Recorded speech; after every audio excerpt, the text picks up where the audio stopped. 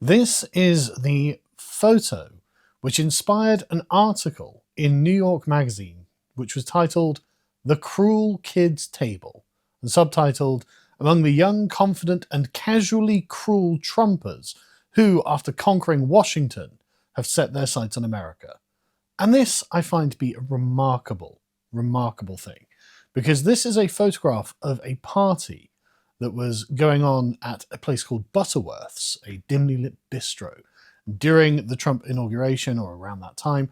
And afterwards, everyone was just having a great time. And a lot of people noticed, well, I mean, this looks like a modern day Norman Rockwell painting, doesn't it? In fact, it looks almost identical to one. And if you had shown me this and said, hey, this is a Norman Rockwell painting, I would have believed you. Because all of the people look, well, like they're in the middle of motion. They're doing something. They're having fun. They're spending time with one another, but they all look good. Right? The general sort of tone of the piece is the sort of tone that Rockwell's paintings had. And it's just such a good presentation of what MAGA can present to America going forward. I mean, look how handsome they are. Look how beautiful the women are. Look how well dressed everyone is. Look, every face has a smile on it, and they're smiling at one another. This is aspirational. This is something people would want to be a part of. Everyone is young and beautiful and happy and probably successful, and everyone's doing a good job at what they do, presumably, which is why they are where they are. And this is what the resentful, spiteful, exiled people who form up the woke coalition are set against. And so the question is, well, who are you with? Which side do you want to be on? I actually think that these people probably aren't bad people at all. They're probably all quite decent chaps, but the cruel kids is how New York Magazine and Brock Collier has decided to characterize them. That's completely unfair. He doesn't know anything about these people. He doesn't know who they are. He can't name any of them. He can't tell you anything about any of them. He can't give an assessment of any of their characters. He's just looked at that and seen, oh, well, successful white people, they must be cruel and exclusionary. Because, I mean, one of the things people pointed out is that the original version of this photo was cropped. The original version was this, that went on the actual magazine. You can see now that on the website one, it's expanded, but I'm assuming they have a print version or something like that. But they cropped it so there are no black people on there. So it's like, look at these evil, exclusionary, rich white people. Aren't they bad? It's like, well, they don't look very bad. And you did deliberately crop out the black people on it. So it's not that they are, like, the implication that they are somehow racially exclusionary. It's not true. You just happen to be able to get a particular photo in which, once you crop it sufficiently, there's only the white people in it, but that wasn't the case. So what's going on? Why are you doing this? Because you're trying, again, to frame it as if this is the sort of meme of the 1950s, right? Oh, everyone was unhappy. Everyone was miserable, really. Everyone in a Norman Rockwell painting was sad and miserable and abusing one another. It's like, I don't think that's true. I don't think that accurately represents the past, actually, at all. And I don't think that you're accurately characterizing these young people who seem to be perfectly normal. Like, there's no reason to think that this is a group of excessively cruel people. And so why is Brock doing this? Well, Brock is, of course, very woke. Brock has a degree in gender studies from Northwestern, uses they, them pronouns, and wears dresses. And as Kate here points out, this is nothing more than a piece birthed from envy and mental illness. Why do we even listen to these people? That's a great question. And it's hard to disagree with that assessment, especially when the whip hand was held by Brock. Well, he was happy to be cruel with it. They, then, and now. Asking for pronouns has become a social standard. Well, Did anyone ask for it to become a social standard? Was that imposed on people against their will and against what their better judgment was about what the world actually is?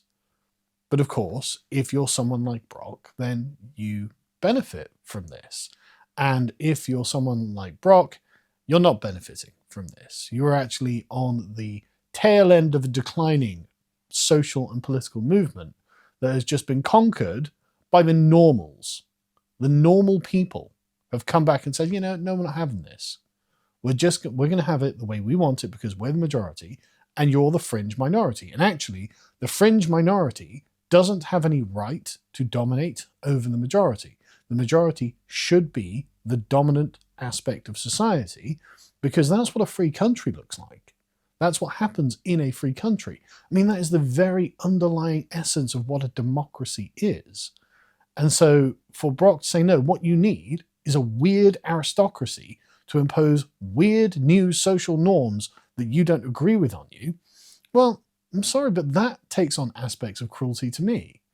And just because you feel that you can't wear a suit and go to this party, which, just to be clear, isn't true, right? You could have put on a suit and gone to this party at any point.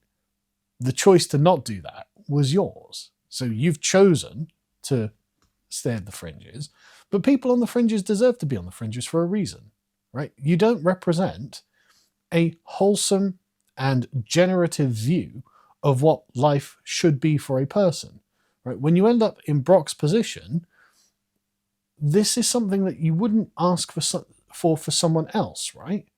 You wouldn't say, well, I hope everyone else is like me because I'm unhappy, right? And that's what comes across from Brock's article, is a deep unhappiness within Brock himself or herself. I don't even know how they identify, right?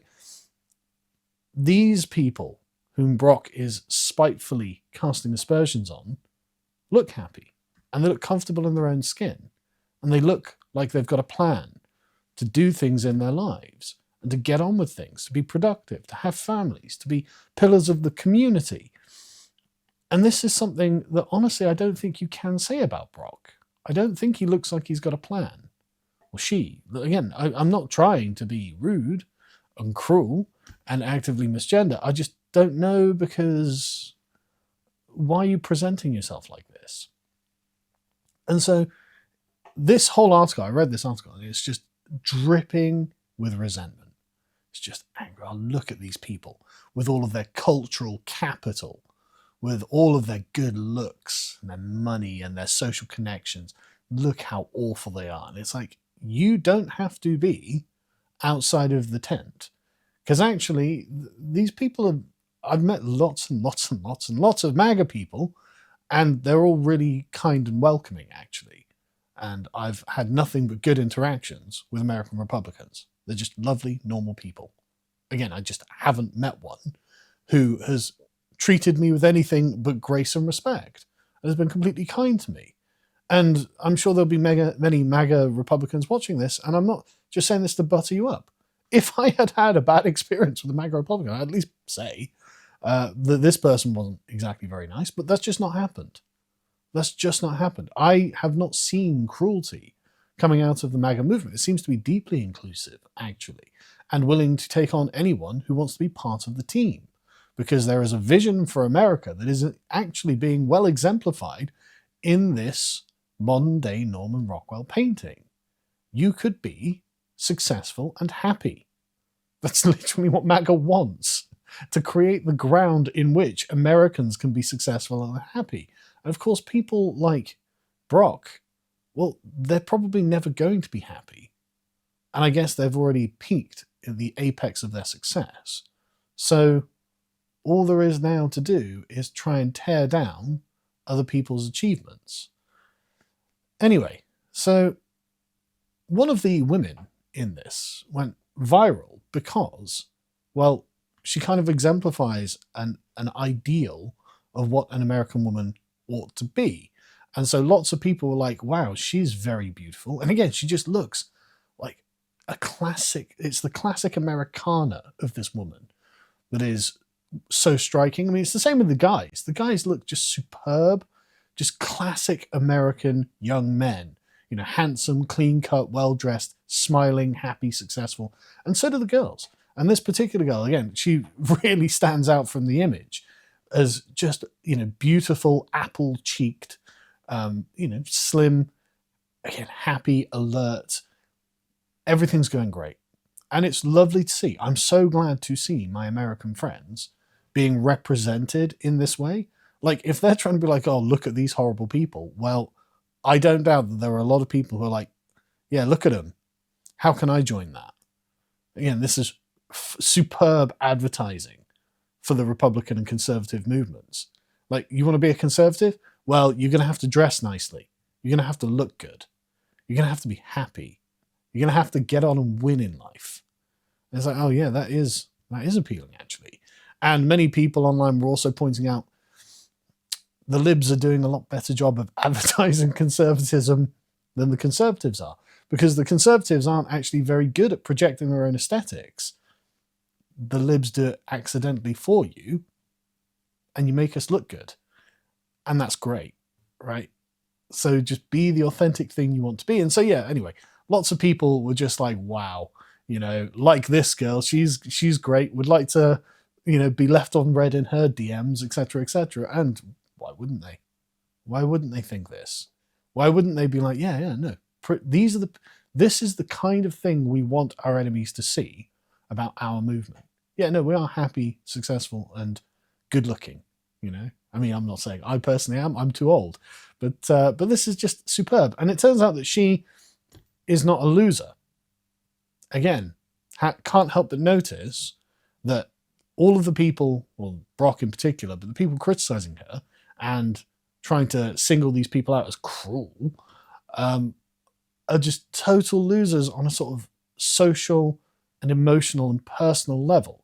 Whereas she's clearly not. She's, I don't want to go too deep into the details. I'm sure she didn't ask for this level of fame, but she's the sorority leader of Texas sorority at university. She seems to be well liked. She seems to be well respected. She's studying a law degree or something like that, and she's working hard. She's clearly got popularity. She's clearly well liked by the people around her. They've got a load of her social media posts and a load of pictures of her, and she looks great in all of them, etc., etc. And there's no reason to think that she's a bad person. But there's just no reason to think any of these people are bad people unless you are some sort of spiteful weirdo who has been trying to impose your spite on all of the United States for the last decade plus, and you are completely bought into being a spiteful fringe weirdo who wants to impose, in this kind of evil aristocratic way, your minority view on the majority. But when you see the majority coming back and winning and looking good while doing it, well, what do you resort to? What have you got left? Barbs. That's all you have left. I mean, this very frame is a cruel thing to do to these people. Again, you don't know anything about any of them, and yet you've decided, no, they're evil. They're bad. I hate them. Stewing in your own resentment over this. And I couldn't help but notice, this really reminds me of Starship Troopers, right? This really reminds me of, because I mean, all of these people are going to come from money, right? They're all going to have good money. And it really does remind me of the Starship Troopers movie, where everyone is good looking, handsome, but has a lot of a high work drive, right? They've got to be high achievers, and they're expected to be high achievers. And so I saw this and I was just like, wow, that is remarkable how that comes back to look. You know, life represents art and art represents life, and how these two things interplay with one another. But yeah, no, I thought this was just a superb thing, a genuinely superb thing. Well done to these young people for representing the conservative movement so well. This is just brilliant. This is just the best kind of reward. Again, the best revenge is to live well, right? The best way of, I can't remember exactly how Oscar Wilde put it, but the best revenge is a life well lived, or something like that. And that's literally what this is. The losers who have got poor lives and are not happy, complaining that the winners have good lives and are happy. It's like, yes, show everyone that we are the successful people who are making the world work, and we deserve to have a happy life. Because we do. Collectively, the Conservatives, I know loads of Conservatives, and all of them work really, really hard and are really, really diligent and are decent to one another. They don't try and hurt each other. You know, they don't, I don't see it. I never see it. I mean, maybe it happens outside of my vision or something, but why wouldn't I see it? Why wouldn't it, be something, oh, well, this person's backstabbing, but I don't see any of that. What I see is people getting along and working really hard and succeeding on their own merits, which, again, is just such a good representation. So, in many ways, thank you, Brock, thank you, New York Magazine, for making the right look good, legitimate, successful, and appealing.